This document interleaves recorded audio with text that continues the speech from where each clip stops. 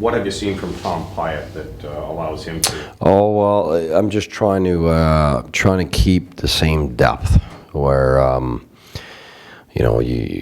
when you see Hoffman on that line, I think they click really well, him and Pager and Pyatt too. But I think when you look at what Smitty is, really, he's a hard grinding guy that does the dirty work, and I think Pyatt does that too. So that's what I'm trying to do here. Is I'm trying to put a lefty, reliable guy to play with Brass and Stoner, and trying to keep that same type of identity on that line without taking away too much of the depth on Pager's line.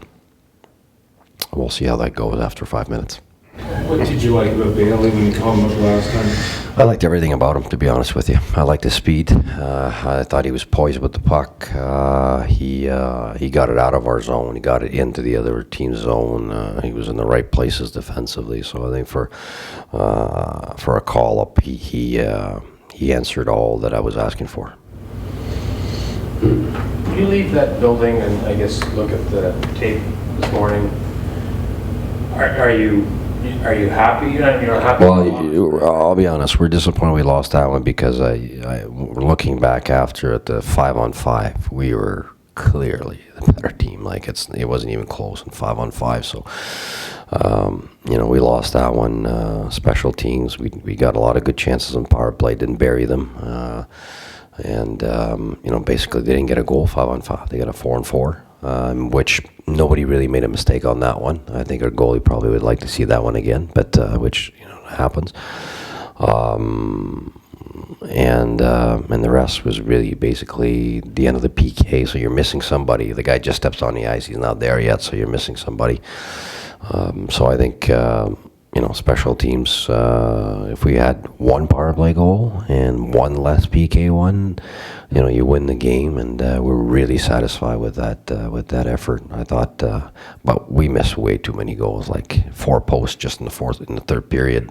We had Zingle missed 2 in the second, and 2 wraparounds from Bobby, and so it's a question of that one goal that could have buried them that we couldn't get, and so that's where it's disappointing. You're leading by 2, you're playing a while, you lead by 2 again, you're playing a while. I mean, 36 shots to 25 against one of the best teams in the league in their barn.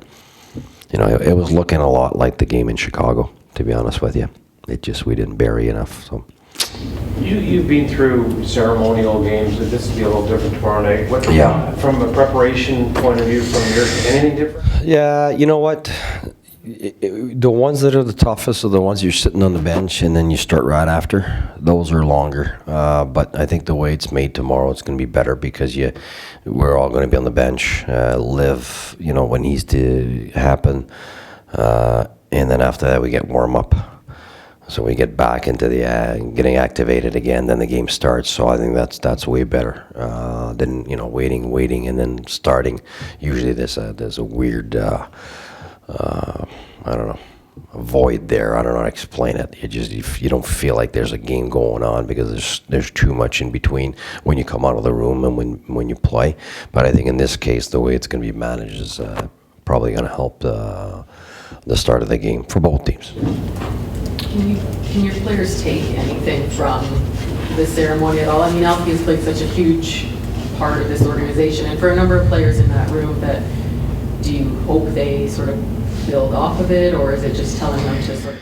No, those things, you'd like to time together, but I've played 20 years and I've coached 20 years now, and they're just two things that are apart. I mean, it's even look, we celebrated Nealers basically twice, really, when you look at it.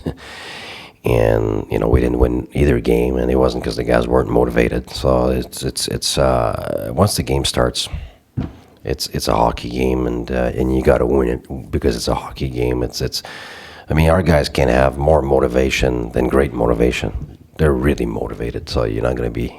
I mean, I think that day is more of a respect day. It's more of a. Somebody's done something outstanding. It's one of your own. It's one of the organization, and you want to be part of it. So it's more about being part of it and living it then giving you an extra. I mean, the guys are already super motivated to play and make playoffs. So after that, it just becomes your normal focus once that's done. But I think when that's happening, it's a special moment that you wanna embrace for sure. It's clearly something that not a lot of people live to see that, and some of those guys have played with him too, so it's even more special. I think it's special for me to be there, to be honest with you, and to know him and have him around. So it's a real special moment that gives your team and your players something, but not for that particular game. That's the game. Once the game starts, it's a game. It's us against Detroit, and I wish he was playing. Then it would have a huge impact. But I think it's great for the fans that everybody's going to be there, celebrate and all that. But once the game starts, it's you actually have to put everything aside and really focus on your task. Is there an update? Anderson was at the game last night. Is there any update on his timetable? Well, here's the reality is this. It's not for tomorrow. It's not for next week. It's going to be a while, and I'd love to tell you it's week by week, but it's not next week. It's going to be we're talking if he comes in the next 2 weeks, it'll be to do a practice here and there. After mid-January, whenever he comes in, he'll need quite a bit of time to get back on practice and timing and everything else. So it'll be a long time before he plays the game. Let's not kid ourselves. I mean, I'd rather be honest with you. I don't want to make it more dramatic than it is. We want them to take care of what they need to take care of. And right now, they're obviously in the middle of things, and I'm sure it's very difficult, and I don't want to add on by saying he should be here, put pressure or whatever. I think what's fair to say for you and everybody to know is that it's going to take a while before he's back, and when he's back, he's going to need quite a bit of time to practice and get really game situations, because it's been a while now. It's not like he's played and he's missed and just it's been a week now. It's been a long time, so I think we have to be fair to him when he comes back, whenever that is. Give him the time to get back in game shape and timing wise. So we're looking at a long period here. Same with MacArthur. MacArthur, it won't be next week. We're looking at him at some point after mid-January. We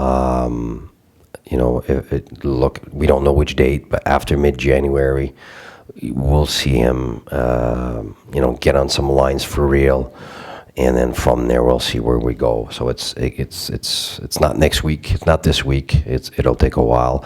It's not worse. Nothing is worse than it was. It's just the precautionary things that we have to go through to make sure that when he gets back, he really gets back. Well, Pierre said on TV last night he figures it's going to be late January, early February before MacArthur. Without giving a specific date, I have to back my GM. Yeah, it's. I would say it's somewhere, hopefully around there.